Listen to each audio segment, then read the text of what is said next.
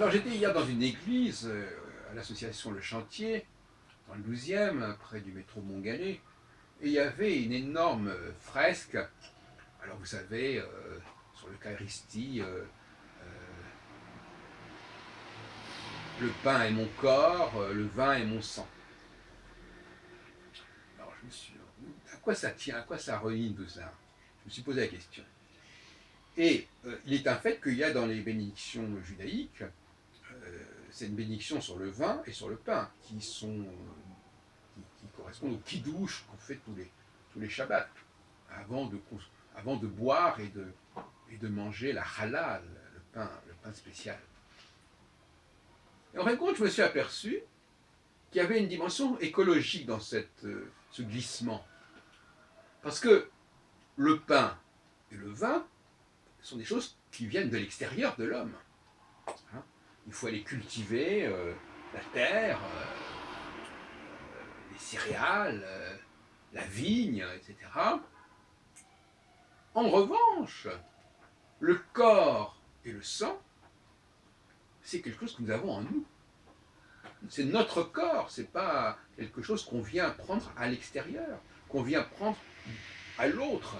C'est notre corps et c'est notre sang. C'est pas le vin de la vigne ou le pain de la terre, comme on dit, c'est pas parce que c'est le sang de la bénédiction.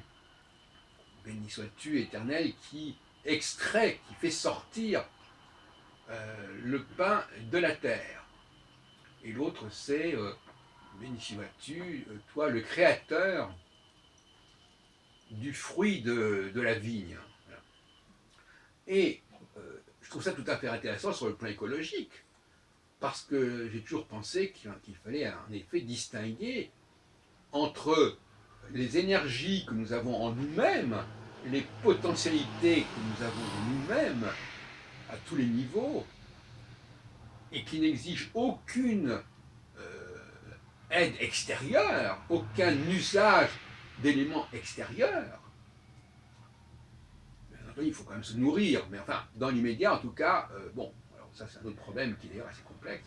Mais ce que je retiens dans cette Eucharistie, par-delà les allusions à la crucifixion, etc., qui à mon avis ne sont pas fondamentales ici, si tant est qu'elles aient sens, c'est cette idée de travailler sur soi-même, sur son intériorité, sur ses potentialités intérieures, et non pas de faire appel à des, et on sait ce que ça veut dire sur le plan écologique, à des choses extérieures, à la terre, ne pas trop attendre de la terre, même si effectivement les gens se nourrissent, il faut bien qu'ils se nourrissent. Et ça nous renvoie à un autre problème plus compliqué que j'ai déjà abordé, c'est bien entendu jusqu'à quel point peut-on ne se servir que de son corps et à quel point doit-on éviter de faire appel à des éléments extérieurs. Je l'ai dit pour la musique par exemple. J'ai dit que je préférais que l'on siffle ou que l'on chante plutôt que l'on utilise une clarinette, un hautbois, un basson, un cor, une trompette, un trombone ou une flûte, etc. Vous comprenez? Ça me paraît évident. Je préfère siffler que de quelqu'un qui fait de la flûte. Je trouve ça de même que je préfère. Bon, on pourrait continuer là-dessus. Mais je veux dire, essayons de produire des choses par nous-mêmes. Nous pouvons, même si nous ne chantons pas, nous pouvons faire des bruits, nous pouvons faire des sons. Les enfants doivent apprendre à faire de la musique, mais par eux-mêmes, en puisant dans leur propre capacité fonctionnelle. Ça, ça me paraît essentiel. Et puis, sur un plan plus humoristique, c'est pas vraiment le mot, mais enfin, effectivement, il faudrait se demander pourquoi on fait autant d'enfants et pourquoi il faut se nourrir d'autres animaux, n'est-ce pas, élever des animaux, etc., pour se nourrir. Bon, je ne sais pas que je sois végétarien, hein, mais je me pose la question. Bon, ceux qui connaissent ma pensée là-dessus comprendront à quoi je fais allusion, n'est-ce pas? Et bon, je renvoie notamment pour les initiés à Soleil Vert, hein, et la solution qui a été trouvée par c'est un roman de science-fiction, mais avec Charlton Heston et un film de Fleischer, Charlton Heston et Joe Robinson.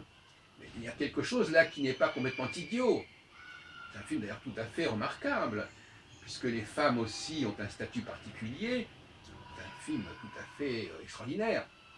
Elles font partie des meubles. On va dire, la science-fiction est quand même quelque chose d'extraordinaire. On arrive à dire des choses, on arrive à représenter des choses, à montrer, à avoir de contre-exemples, à imaginer d'autres solutions. C'est fantastique. Aussi bien on peut appeler ça des dystopies, hein, évidemment, on peut dire que ce sont des représentations complètement folles de la société, de l'univers, etc. Fahrenheit 451, Matrix, etc. Blade Runner. Enfin, moi, je suis assez consommateur de ce genre d'ouvrage, sans parler de la possibilité pour les civilisations de remonter dans le temps pour modifier le cours de l'histoire. Tout ça est très intéressant. Et même peut-être c'est peut-être une clé pour comprendre ce que sont les dieux que nous appelons, nous, dans la Bible.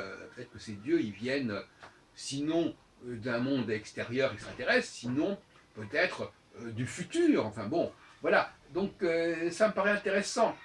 Donc ce qui me paraît important, en tout cas, c'est l'idée de cette scène, de cette Eucharistie qui nous renvoie symboliquement, au fond, à cette recherche de trouver notre énergie en nous-mêmes sans avoir à fabriquer d'objets extérieurs ou même sans avoir à utiliser de façon trop marquante des ressources extérieures.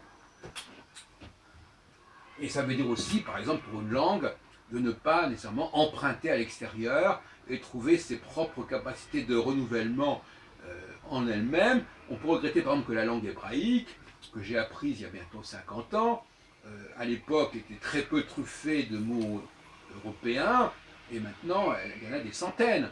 Voilà. Donc au lieu de trouver des solutions de renouvellement de la signification des racines, etc., on a préféré emprunter. Bon, ça aussi, ça pose problème. Même si, d'une certaine manière, moi, ça m'arrange aussi. Parce que l'idée que des langues diverses empruntent à une même source, en l'occurrence est la langue française, c'est quand même un élément qui va contre la dynamique de la dispersion des langues babéliennes. Hein. Donc, de ce côté-là, ne nous plaignons pas.